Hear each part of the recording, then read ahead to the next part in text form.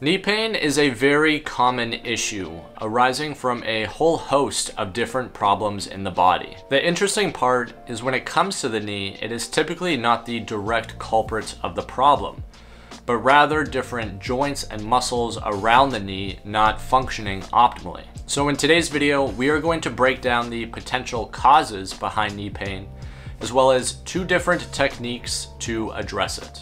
Before we jump into the meat and potatoes in the video, my name is Mark, and this is a channel that is dedicated to lifestyle optimization. It's a place where we distill the latest approaches between the mind and body with the ultimate goal of acquiring self-mastery. If one or all of those things is something that you're into, then consider hitting that subscribe button below for more content. But also just help a guy out and just hit that button. Thank you.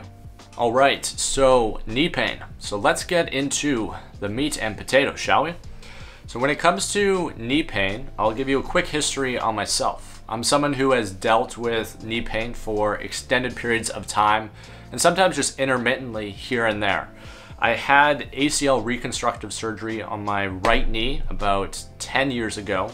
So I'm definitely familiar with what knee pain feels like and systems to go about addressing it. So when it comes to addressing knee pain, it's important to keep in mind that it is multifactorial. And what that means is it could be tendon related, it could be ligament related, just due to the structure or what is actually happening inside the knee. It could also be issues downstream, we'll say in through the ankle joint or even through my feet. It could also be hip related. If this big joint in around my pelvis isn't stabilizing properly, then the likelihood of my knee being under a stable position is pretty minimal. But one of the more common things that I see when it comes to knee pain is that the muscles and the smaller tendons around the knee joint themselves aren't working optimally. And when these muscles aren't working optimally, and say they're not stabilizing, they're not going through their short and long cycles properly, then ultimately the knee and the smaller tendons and the ligaments around the knee end up having to overwork throughout just basic ranges of motion. Over time, the more these muscles are switched off or the more that they atrophy, the more load that these tendons and ligaments have to take.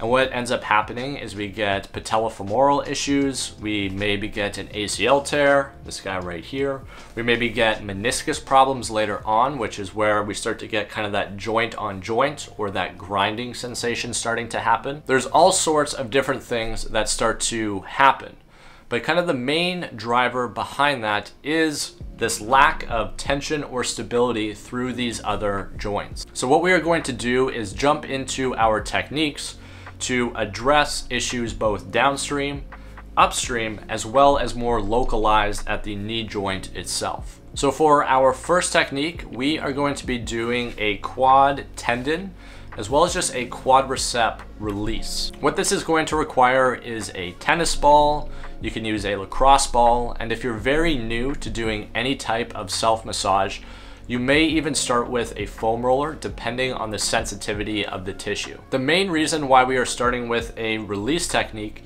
is to make sure that the patellar tendon itself is functioning optimally. If this tendon isn't gliding well over top of our kneecap, then we are almost guaranteed to get some form of feedback or pain into the knee.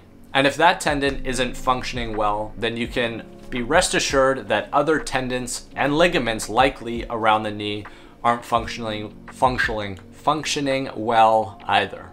So what we are going to do for this is simply come onto our belly. You're gonna take the tool of your choice and you're gonna start just directly above the kneecap. So you can kind of see how I highlight it here with my finger. And what you can even do is take your thumb and just gently kind of press into that tendon area. This will give you an idea as to where that point is going to be, and it actually might even be a little bit sensitive just to kind of press on gently with your thumb. Once you have located that area, what we are going to do is just imagine that we kind of have a line from our kneecap all the way to our hip.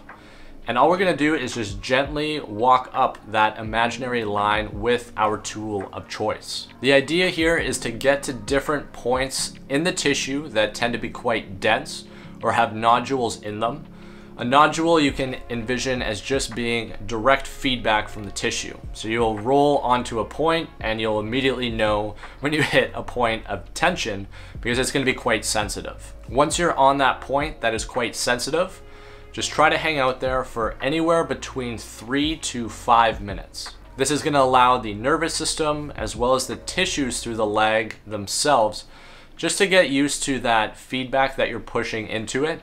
And it's going to provide new hydration, new circulation, and just overall more length through the tissue. Patience will certainly be a virtue here, so take your time with it. One leg I have seen take upwards of 20 minutes. So put on a podcast, put on an audiobook, whatever it might be, try to do something while you're doing this, and then just let the body kind of do its work behind the release. For our second technique, we are going to get into a rotational lunge. So what we are going to be primarily focusing on here is trying to connect tension really throughout the entire kinetic chain of the body. And what that means quite simply is just linking a baseline of tension from the ground, we'll say from my foot, all the way to my upper body. So what we're going to do here is get into a split stance position and try to favor weight distribution on the lead leg. You're ideally going to aim for anywhere between 85 to 95% of overall weight distribution on that lead leg. Once you have your weight distribution, what we're going to be mindful of is the knee itself is going to stay stacked right on top of the ankle for now. And then we're going to gently start to come down into a lunge. Now with this lunge, what we're going to be looking for is a little bit of pelvic rotation, just so we're integrating the hamstrings and the glutes. And we want to be very mindful that we are utilizing these muscles both when we're going down, but also when we are coming up as well. The range of motion here is ultimately going to be up to your discretion. Ideally, you're going to go to just the upper threshold of what you can maintain proper tension under, but also not have any pain or feedback from. Over time, you can start to increase this range of motion, as well as we can start to increase the amount of shin angle, or the amount that our knee is coming over top of our ankle. Once we get that motion relatively coordinated, we're starting to link the pelvis, we're starting to feel the right muscles connect in through the leg. What I'm going to encourage you to do is start to link your upper body to this motion as well. So with the upper body, all we're going to be working is a slight bicep curl, a slight tricep extension on the other arm. And then I'm just going to be rotating essentially over my lead leg as I go down, and then I'm going to be rotating away from it as I come up.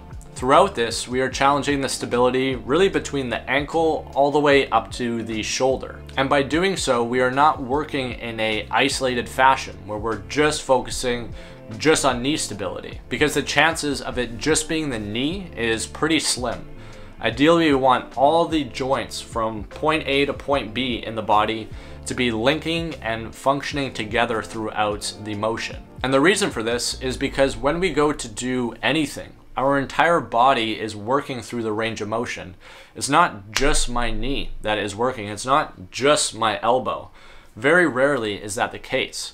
So ultimately, what we program into the body is going to be how it is going to function when we come out of our practice or our discipline. So when it comes to addressing knee pain, there is a lot of variables to address. From connecting the right muscles, the right joints, as well as just making sure that our body is getting adequate rest. Rest is probably one of the more underutilized systems to actually approach any type of pain in the body. Sometimes it's a matter of putting the brakes on for a little bit, so that when you hit the gas a little bit later, things are firing at a more optimal level. So ultimately, if you want to address your knee pain for good, it's going to be about creating balance. Balance in your body through exercise and different types of training systems, but also balance in your lifestyle to make sure you are optimizing things outside of your body. So take the necessary time to go through these exercises, to build better habits in your lifestyle, and just start to build a better relationship with your body and your environment. Over time, you're going to develop an intuition for what your body needs.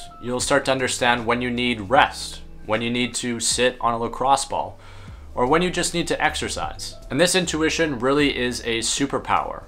It allows you to not be dependent on multiple professionals and ultimately learn a set of tools that you can pull from to better yourself. If you found this video helpful, then make sure to smash that like button, as well as subscribe to the channel for more future content. For those of you that made it this far in the video, thank you.